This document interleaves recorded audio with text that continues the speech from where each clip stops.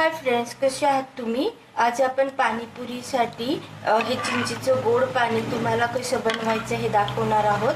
हे मी ऑलरेडी बनवून ठेवलेलं चिंच, गूळ आणि खजुराचं पाणी आहे, जे मी गॅसवरती मीडियम फ्लेमवरती उकळायला ठेवलेलं आहे। आता यामध्ये मी काही मसाले ॲड करणार आहे, ते मी तुम्हाला दाखवते, त्याने एक चव येते। ही आहे धन्याची पावडर, हाफ टेबलस्पून। ही लाल मिर्च पावडर, हाफ टेबलस्पून।